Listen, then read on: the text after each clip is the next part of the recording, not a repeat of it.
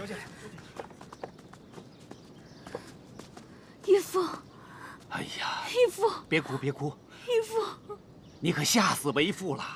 昨夜是那么大的火，你就藏在那儿啊？啊？义父，昨夜突然着了好大的火，我身边一个人都没有，我好害怕，我好害怕，我就一直跑，不知何时我就晕倒了。哦，醒来就在这儿了，还好还能看到义父。不用害怕，不用害怕，留得性命在就好。你好好休息休息，过几日还要到幽叶亭去验明正身，这是正事儿。嗯，你们两个服侍小姐回去赶快沐浴更衣。是。快。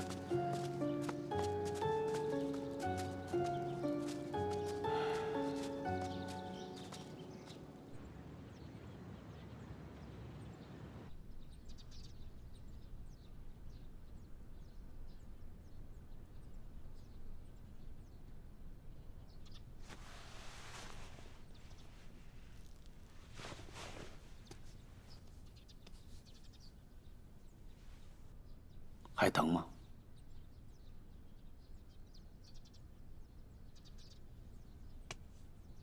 知道今日为何当众打你啊？我办事不力，让义父身陷险境，该打。今夜的大火起得蹊跷啊！刺客也绝非寻常之辈。胆敢夜闯国公府，而且能躲过那些机关暗器，自然不会轻易的被你发现。约翰啊，你自小在我的身边长大，底下的人都已经把你当作少公子来看了。今日当众打你，远胜于治罪10人，懂吗？捉拿刺客的事情一旦放手，他们未必会尽全力。可是我当众打了你，他们自然晓得厉害，也就不敢怠慢此事。大凌小者，谨以诱之，刚中而应，行险而顺，这个道理，我对你说过的。义父，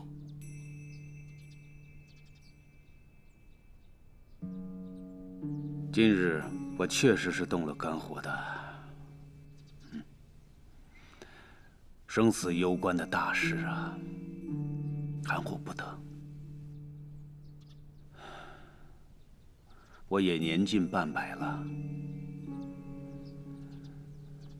也怕死。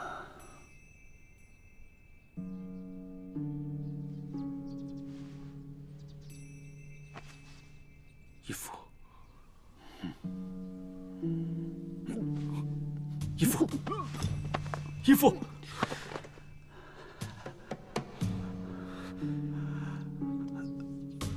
这。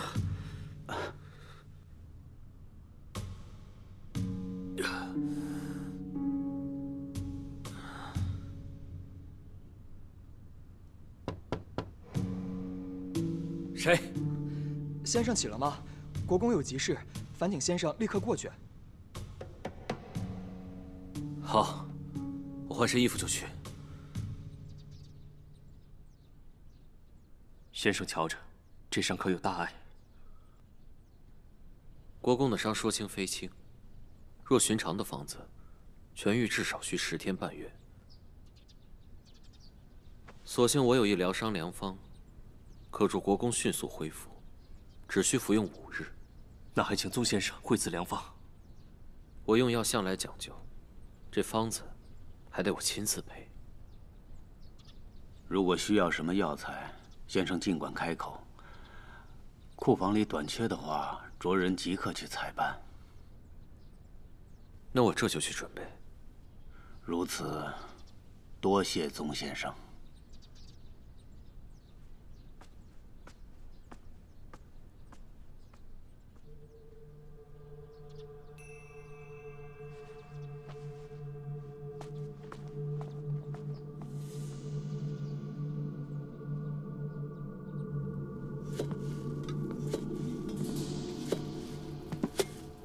云公子不应该陪在国公身边吗？怎么来我这里了？哈，孔先生忙不过来，云痕听凭差遣。国公该不是怕有人暗害不成吗？先生说的这是什么话？清早叨扰，多有歉意。云痕只想尽一份心力，不如先生，我帮您切个草药吧。请便。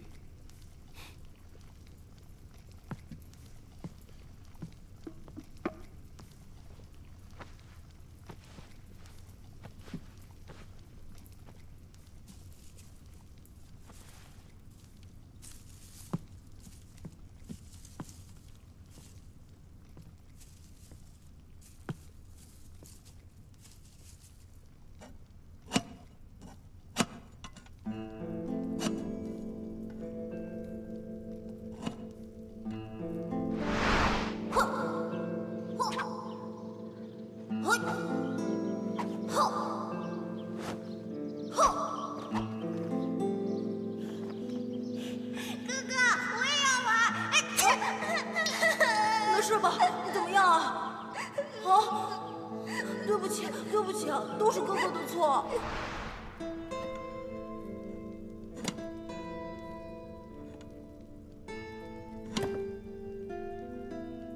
宗先生，宗先生，好，我看云公子手上落了这么大一块伤口，瞧着有些年头了。啊，小时候的伤我也不记得了。我这儿有剂膏药，对除伤去痕有奇效，1日3次，不出1个月，这块伤痕便可消去。劳烦先生费心了。云痕是个习武之人，这点痕迹算不得什么。我听说公子很早就没了双亲，自幼便被收养进国公府，不知云公子是想凭着这道伤痕找到失散的亲人？义父视我如己出，对我有知遇之恩、养育之情，我这辈子都难以报答。要论对国公的忠义，云痕问心无愧。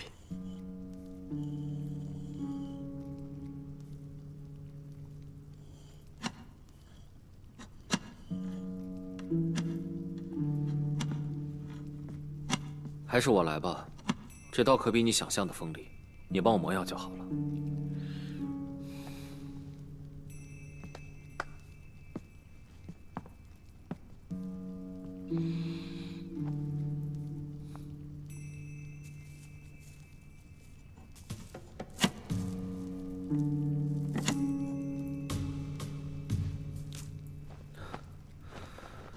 你看，这刀纵然是我用了这么多年，他也一样一点面子都不给，伤人无情啊！先生多加小心。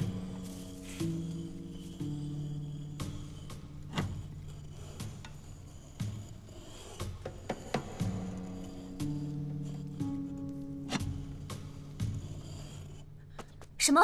国公府被烧？早知道昨天晚上我应该把扶摇姐姐给留下来的。啊，你昨天见过她？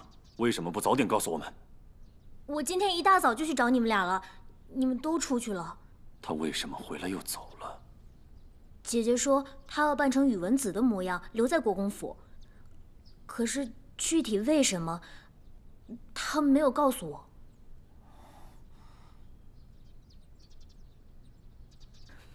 都怪我，不行，我要去救扶摇。别着急，别着急。那个扶摇她现在很安全，没事的。市集上的人都说宇文家的大小姐是福星高照的命。你看那么大的火，她只熏伤了脸，别的事儿什么都没有。放心吧。真的？吓死我了。不过，我还是觉得扶摇一个人留在那儿恐怕不安全。也是啊。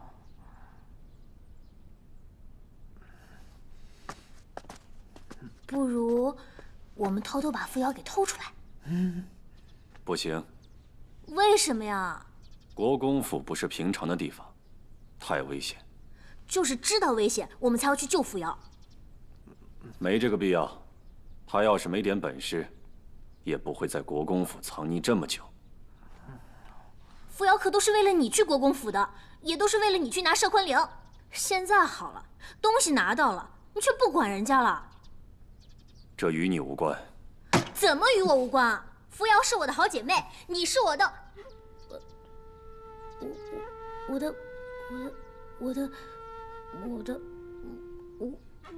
哥哥。我就是希望你们俩没事儿。以你们两个这点能耐，恐怕不是去救他，而是在害他。谁说的呀？少啰嗦！我再说一遍，你们不准去，我可不想领回来2具尸体。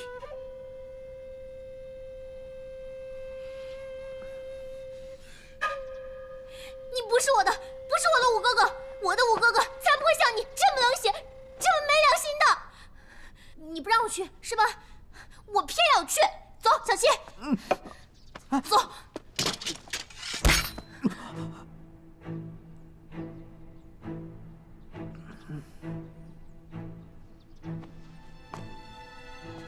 这对面的粮油铺，东侧的成衣房，甚至连半夜打更的更夫，都是齐镇派来的人。只要你们一接近国公府，他们的人就立刻会知晓。你说，你们这么莽撞，到底是在救扶摇，还是在害他？战王爷，对不起，我们其实也不知道事情是这样。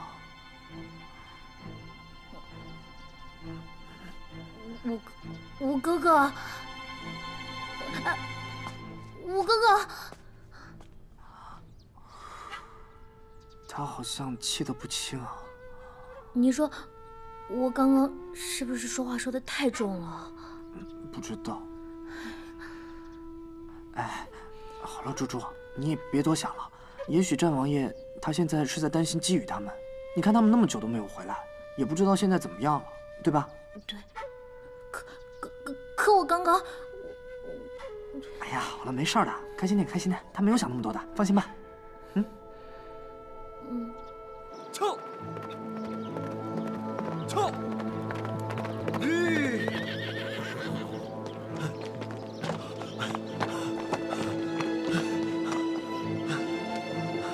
有羽夫，快！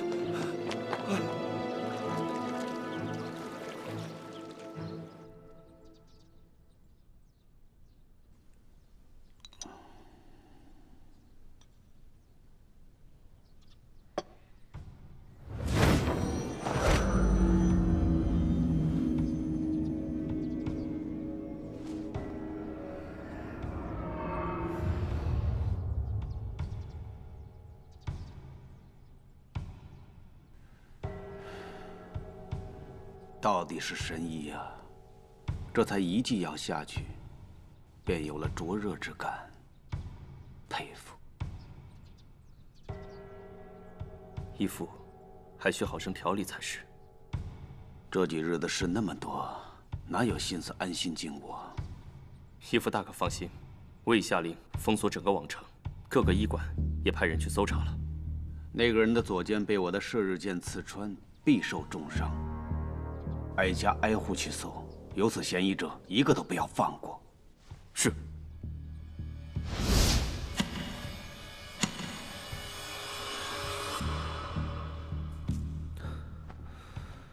你看，这刀纵然是我用了这么多年，他也一样一点面子都不给，伤人无情啊！先生多加小心。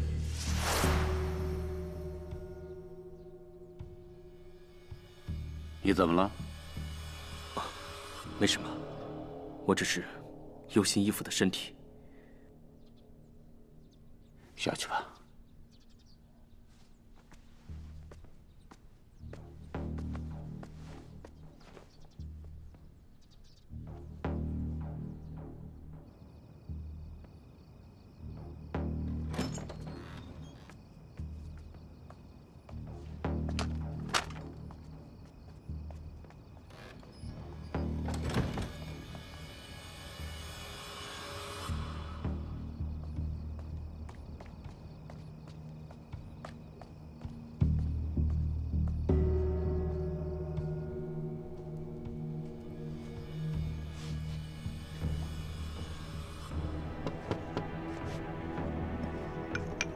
宗先生。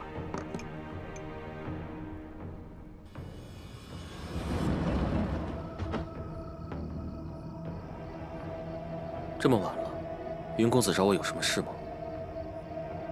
可以进屋说吗？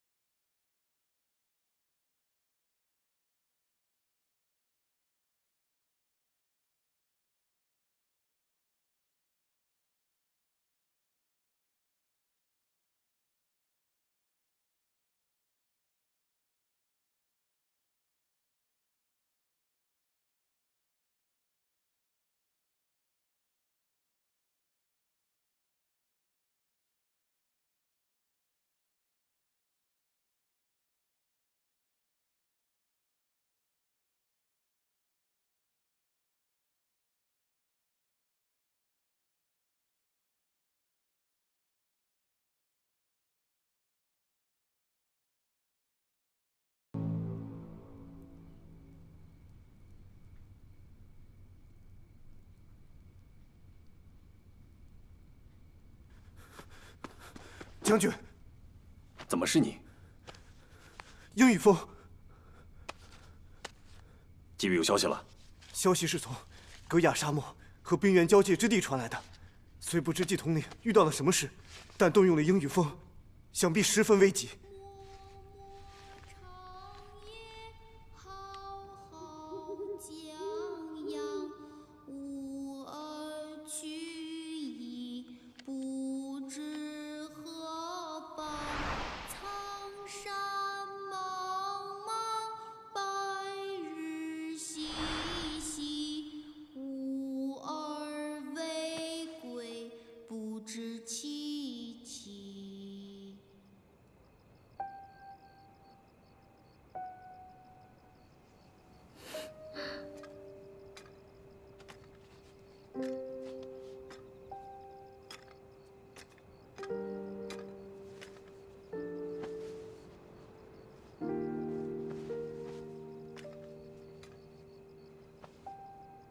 五哥哥，你想什么呢？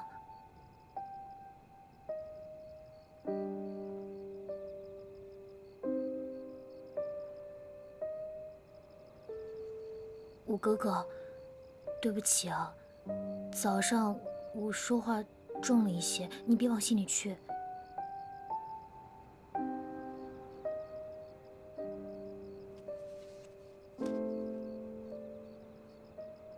五哥哥，你是想家了吗？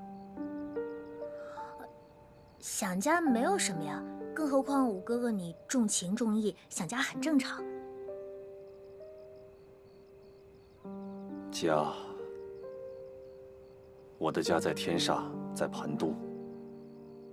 可如今有家不能回，生在帝王家，就只有国没有家了。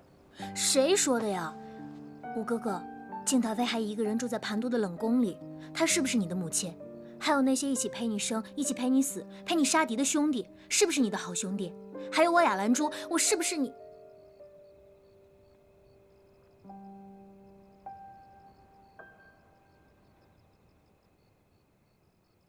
我们都是你的家人，有家人在，自然有家。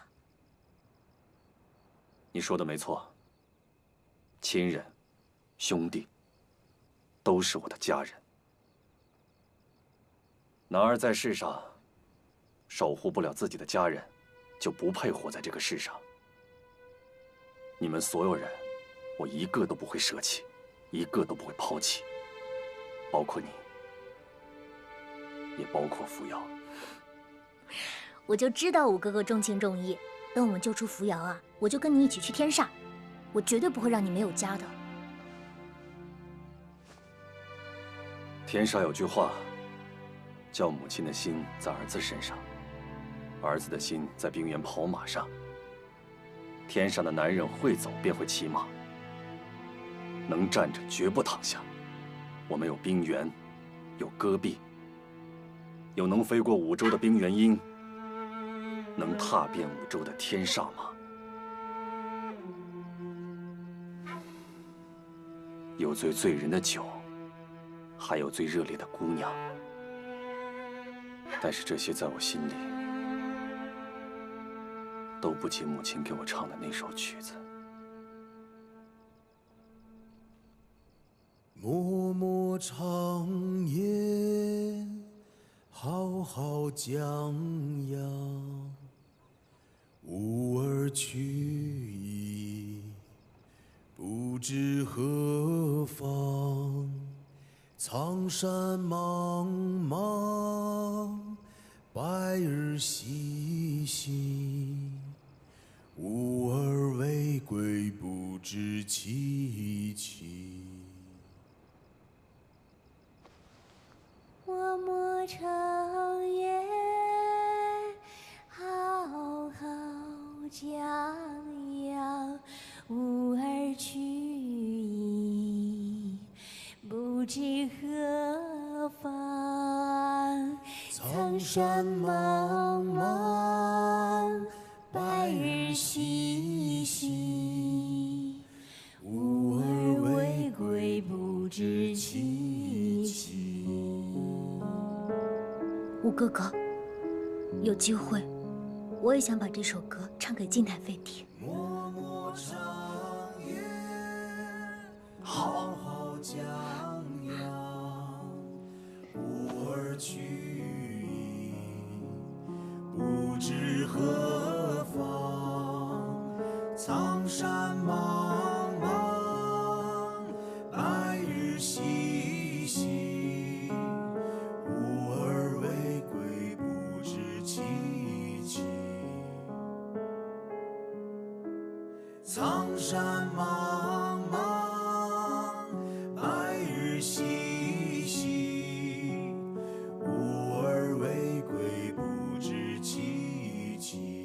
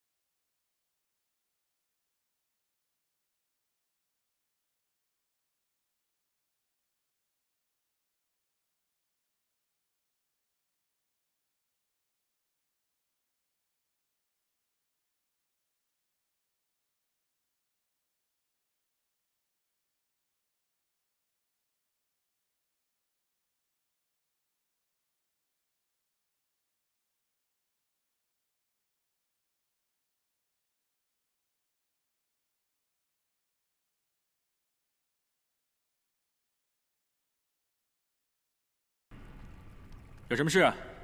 说吧。启奏王上，西域浊江流连降大雨，多条支流已达警戒水量。臣已督促加固防建大堤，奏请王上拨款。要多少银子？找国公批了。是。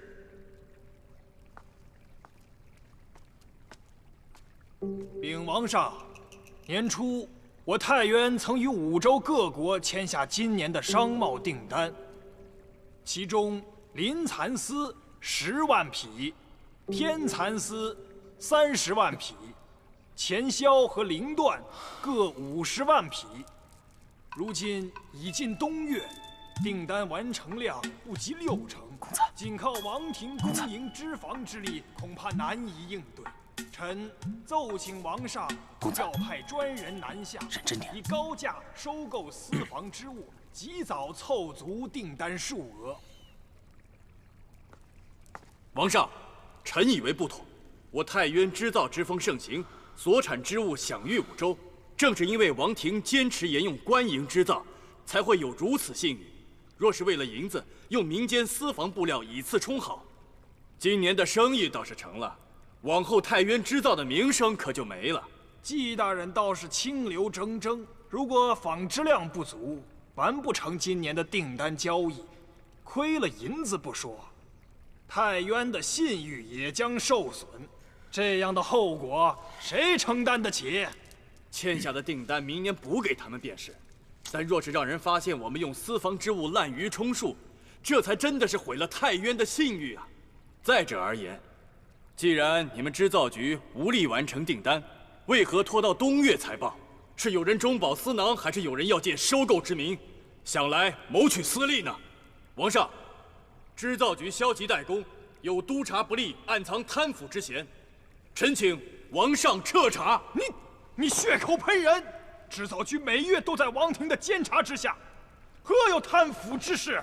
臣请王上裁夺。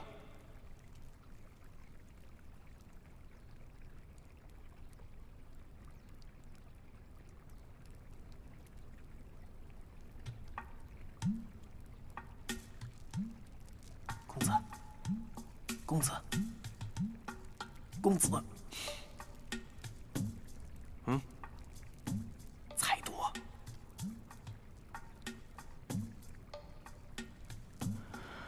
我来裁夺。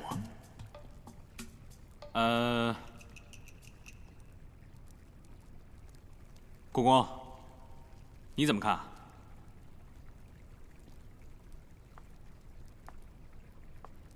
王上，事关王庭的财政与信誉，臣不敢妄加评判。就是因为事关王庭的财政与信誉，本王才要你说说意见啊。太渊对外交易的织物向来出自于王庭织造局，官营的招牌不能砸，年初签订的订单也不能毁约。眼下织造局进度缓慢，不是因为桑蚕稀少，而是因为人力不足。但若是王庭征用私营职工入局，以民间之力相助，产量自然不在话下，所得之物还是官营。各位都听见了吧？国公的意思，就是本王的意思，就照国公的意思办。是。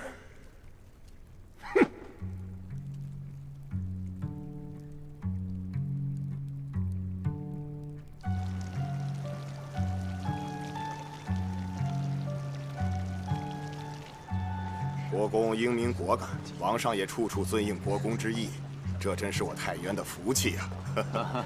皇上是国公从全都提携而立，当然尊崇有加。如今王庭新王新气象，国公堪当太渊的半壁河山呐！这都是我们做臣子的分内之事啊！告辞。请。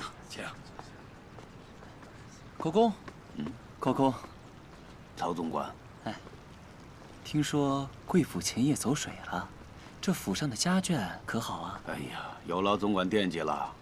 不知道是哪个笨奴打翻了烛台，所幸烧掉的只是一个堆杂物的偏院，无甚大碍。哎呦，那便好，那便好。哎呀，国公不知啊，贵府这场大火可是牵动了好些人的心呐。今儿个天还没亮，张侯爷来送奏书的时候，还特意跟王上提这事儿呢。奏书啊？什么奏书啊？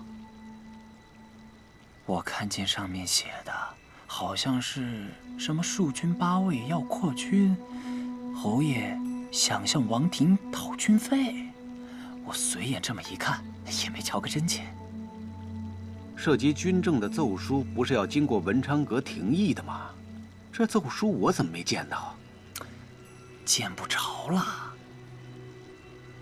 王上已经当着侯爷的面准了。准了啊？宫里还有事伺候着，国公，您留步啊！多谢曹总管。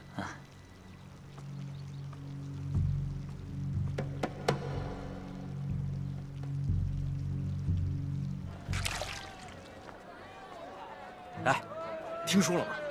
前天夜里头，国公府闹了刺客，听说进去好些个人，都是个儿顶个儿的高手，不抢财不杀人，还专门放了一把火，敢去国公府里面放火，又不抢银子，那肯定是仇家报复。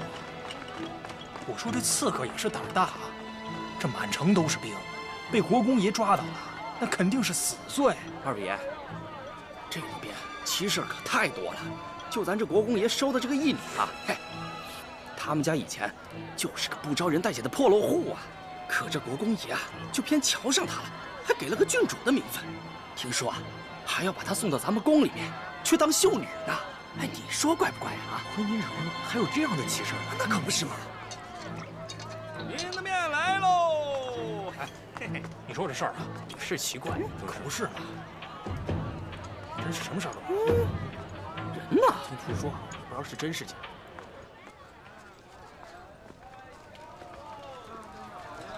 这王宫选秀女啊，规矩众多，到时候总共会有大大小小36道筛查。你呀，就听着宫内侍人的指令行事，千万别用这性子乱来，别生事端，到时候被人发现是个西贝货。现在是干嘛？排队进宫啊？当然不是，还早着呢。我们今天要去的地方是幽叶亭。得先查验过，才能再说入宫的事。要检验什么？验验各位小姐还是不是姑娘啊？这是祖宗传下来的老规矩。哼，什么祖宗传的规矩啊？我是牲口还是什么？我不给他们验，我要走了。哎，别胡闹啊！这可是王城，你跑了，这得连累多少人呐？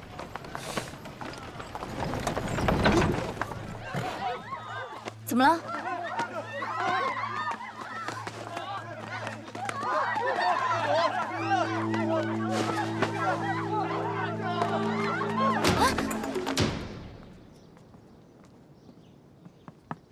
请大王回宫。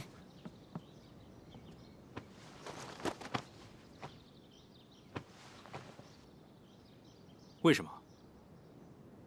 为什么？今日是秀女幽叶亭查验的日子，这宫里宫外都热闹着。本王只是想去看看未来的王妃，有何不妥？幽叶亭是事关太原国体的重地，没有后宫的命令，谁也去不得。若是王上此时去了，尚未成亲便见了王妃，那也不合规矩啊。这后宫是本王的后宫，难道我做什么还需要后宫的批准吗？至于这规矩嘛，规矩是太渊的规矩，而这太渊又是我的。你说，是规矩大，还是我大？不敢。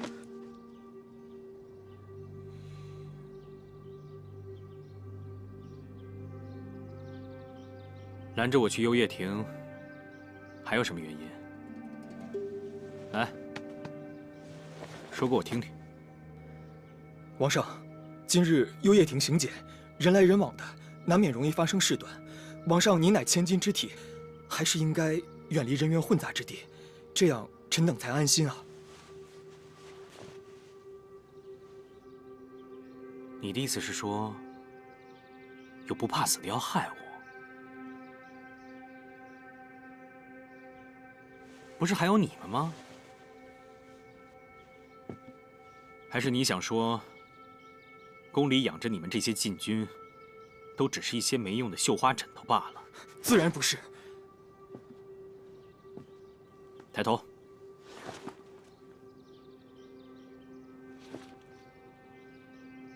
到底瞒着我什么？说实话，不治你罪。王上，刚才在宫门外，有人在光天化日之下抢走了一名待选的秀女。谁？臣不清楚，只知道是国公府送过来的。国公府？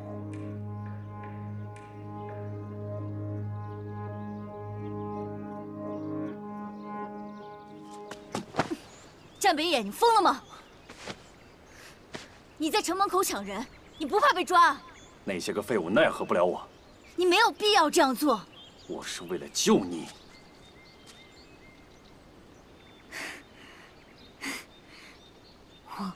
我要你救我。那日在围场，要不是因为小七情形危急，我就应该带你走。原本以为那个太原王会帮你，肯定会好好的护送你离开，没想到，他竟然让齐震送你入宫。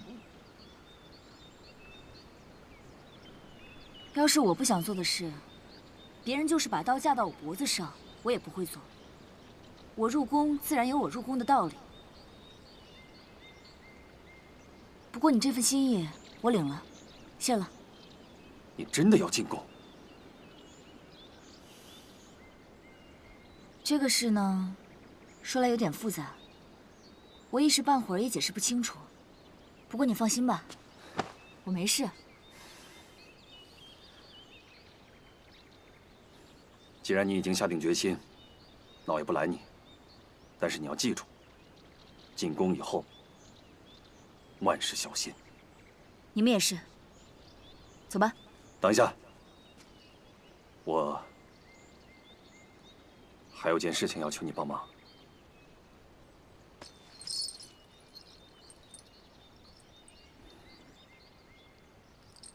你接近这佘昆凌，有什么异常或不适吗？虽然你之前一直说这佘昆凌是致寒之物，但对我好像没什么影响。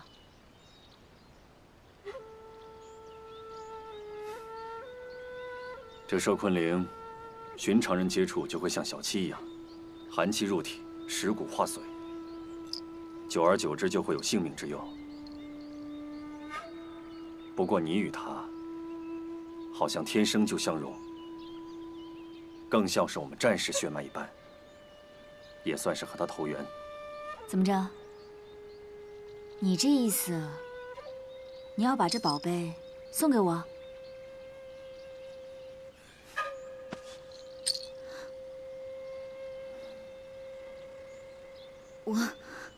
我开玩笑的，还给你。我可不是。这个真不行，你之前为了这个铃铛被困在太渊，又得罪了齐震，还差点被杀了。这么重要的东西，我不能要。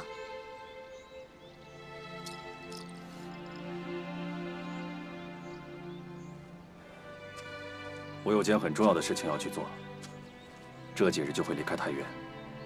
这佘昆凌最近引来了太多的厮杀，若是我把她带回天煞去，必将又是一场腥风血雨。所以我想把佘昆凌留在这儿，才是最正确的选择。所以你要把它留给宇文子。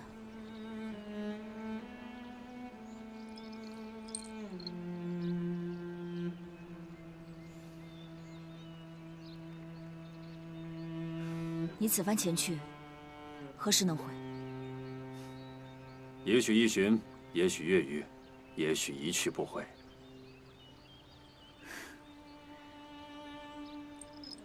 你就这么信任我？你不怕万一？我站北野看人的眼光从来不会错。扶摇，我信你。我信你会铁骨铮铮，矢志不渝。佘昆凌放在你手里，我的家国才是最安全的。